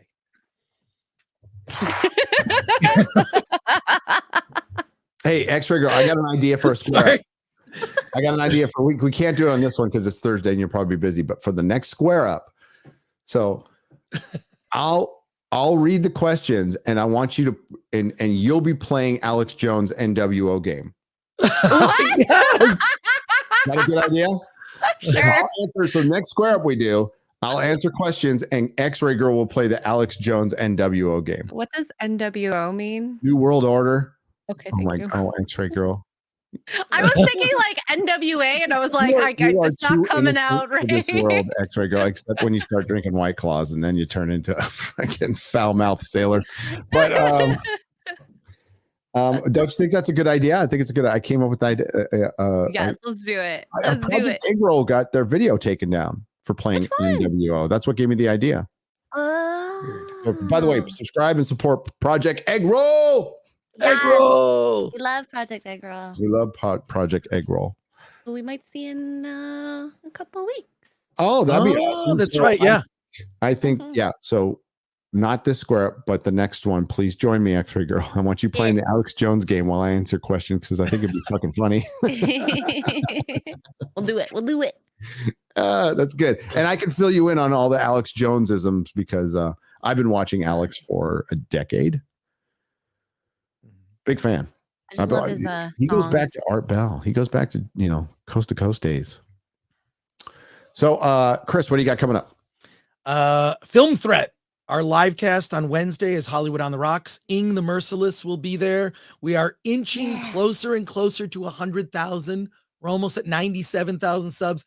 I'm hoping, fingers crossed, we make it before the end of the year. So please check out. And I'm very proud of our live stream thumbnail. Okay. Some people, the live stream thumbnail, it's actually in the private chat and something I can't talk to you about on the stream, Gary. We'll talk after. So join us for it's a marvelous Thanksgiving. So yeah, I'm pretty proud of that thumbnail. Shout out to Glenn Brown, our producer who made that thumbnail. I was like, what about Brie Larson's head on a turkey? Can we just do that? Like, just keep it simple. Like, because we're talking about a bunch of random stuff on the show. But yeah, so that's our thumbnail. Oh, so you're reading the other thing. Okay, we have to talk about that after. Yeah, we're gonna have to talk about that after. That's hilarious. Yeah. That, I mean, a person texted me that last week when my one tweet kind of blew up. So he was just like, "Hey, that's funny." Well, there was a lot of it for that show. There was a lot of there was a lot of intention. There's a lot of good intentions going to Hollywood, ladies and gentlemen, and then it gets usurped by somebody else. And they come in, and usually they're less talented. Most likely, they're less talented and don't give a shit about the thing that they just spent a bunch of money for. So they turned it. So they go to the message because that's all they know, and it protects them. It shields them from criticism. Well, at least that was the rule back in the day. Not the rule now. Not so much now. because that shit's losing so much money for them. It can't protect them. So sweet. All right. Cool, Chris. X-Ray Girl, what you got coming up? After this, I'm going to play the Lord of the Rings Moria game on my channel, Extra Girl, YouTube, Rumble Locals, Kick, and then Poor Choices tonight, Sip and Chill with Tugs. And it's been a while since we've streamed together, so we got lots to talk about. And yeah, I'm going to stream a lot tomorrow too because Thanksgiving. And it's a normal day for me. I'm Canadian. Don't they have a Canadian Thanksgiving? It already happened. Already happened. Oh yeah. That's why I'm putting the Canadians to work. Putting the Asians to work. Putting the Asians to work. Because that's what you guys like to do that, you know? Oh yeah. You know, the Chinese restaurants are always open on every holidays. Yeah, there you go. Christmas Story. Yeah, Christmas Story, which is being re-released to theaters. Like a lot of classic films. Well, yeah, I think Elf is being released too because it's got an anniversary. Nightmare Before Christmas, it might still be out. Had a 30-year anniversary. That's fucking insane. I don't remember this being like, I know we got to go, but I don't remember this being a trend that so many classic movies are being released. I would love to see the box office combined. I think it was forced. I think they had to. I think they had to pivot because they weren't getting shit, and I think it's a good idea. I think so. I think so. I'd go watch Elf in the theater again. Hell yeah. I went to see recently saw Back to the Future and Nightmare Before Christmas. It was awesome in a theater. It was great. The crowd loved it because think about it. There's whole generations of people who didn't see those films in first release, never saw it in a theater. Different experience. Different experience. So thanks again. Remember, no Nerdrotic Nooner next week, but there will be there'll be a recording of our panels that you'll be able to see probably on Film Threat, and I'll share it in the community section here. But then we'll be back the following week. Friday Night Tights is going on as scheduled, and the Doctor Who comes out day after. Oh my God, Gary, I'm sorry. I feel so bad knowing this direction it's going in because it's so good right now. It didn't enter my mind. I'm like, okay, at worst it'll be just like an average episode, right? Now I'm thinking it's gonna suck. Oh yeah, I think it's gonna be trash. And after watching that Children in Need special, that was embarrassingly bad. So who's on FNT? Sutter and Craig. Sutter and Craig will be joining us from Side Scrollers. And remember, Az has taken the entire month off in December, but we have Disparu and Mahler stepping in for him. Wow. Oh, that's good. Brit takeover. The real Brits. Hail Snow Dub. Thanks, buddy. Maybe I'll see you soon. I don't know if you'll be in LA or not. And thank you all again. Thank you to the Modrotics. Thanks to everyone who left super chat and donation. You help keep the lights on. Remember, if you're watching this, just keep the link. It's going to be unlisted. If you missed any portion, it'll be uploaded on Nerdrotic Live in a couple of hours. Yeah. So sub bye, over everybody. There. Yeah, we're trying to get to 100,000 on Nerdrotic Live. But Chris, again, how close are you? Very close. Or 3,000 away. Little over 3,000 away. Subscribe to Film Threat, please. You should have told me that at the beginning of the show. No, I'm telling you now. Yeah. Alan always is texting me during the show. Remind me to shout you guys out on FNT. Make sure you sub because I might be wearing sandals in LA. We're definitely subbing. Oh, we got to have the foot camera. Yeah. We're in crunch time. I'm going to have to do some stuff I would normally not do to beat Dad Bask. So I want to apologize to my audience in advance. And it will stop once. Is Lauren Chen close to 100 too? Oh, sub to Lauren Chen. Yeah. She's great. Isn't she past 100? Yeah. Or maybe it's a spinoff channel. Maybe it's the Mediaholic one. Oh, okay. Well, you're close to 1 million. Well, you're 100,000 away from 1 million now. 90. Last I looked. 90,000? 909. When you get to 1 million, there has to be like an FNT special or just something to celebrate 1 million. That is huge. Don't you get like a different plaque then from? Yeah, there's a other plaque you get. 1 million. I cannot wait. Please do 1 million celebrations. I think those are kind of lame sometimes when people do it, but like that's a huge achievement, 1 million. And it just, I don't know. I think it's, Yeah, yeah. Harry Chan. Get the channel to 1 million subs. Also sub there. yeah. Sub there too. Everyone. We're close to 910. We're very close to 910. So that's great. Hail Perry Chan, by the way, and we will see you all next time around. Ciao. Later.